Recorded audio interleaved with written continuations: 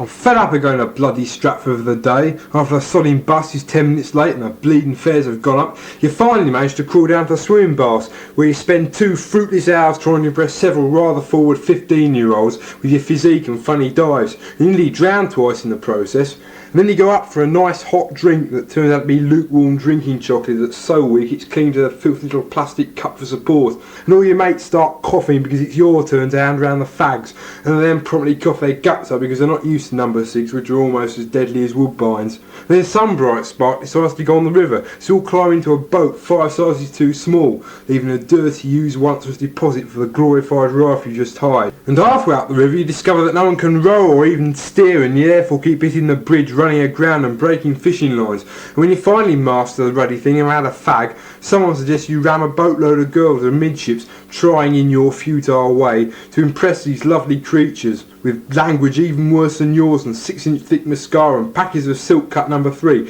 which you can't taste, so someone has to tell you if it's a lie. And then someone tries to rock the boat while everyone else is busy singing Yellow Submarine, and then it's time to go back, and once out everyone discards their packet of 20 you first opened 10 minutes ago. And then you all head straight for the nearest boozer, and on your way you see one of your teachers riding his bike with 20 beer bottles on the back, and then once in the pub you all have a meaningful discussion on religion, or as bloody usual sex. And then at chucking out time one of the weaker brethren is feeling the effects, so you all go for a nice sobering walk round the town, which is full of foreigners all looking for native English maidens, which even you can't find despite intimate local knowledge. And then you see about 1,000 third-year girls from local secondary schools, all tarted up and trying to look interesting to older boys, who follow you around, and then someone who hasn't had it in ages forgets the unwritten law and tries and chats one up, upon which they all run home to mummy and claim they were attacked by a bunch of perverts who roll their trouser legs up to extract the urine from the BCRs. Then after this unsavoury incident you go and get thrown out of W.H. Smith for looking at the dirty mags,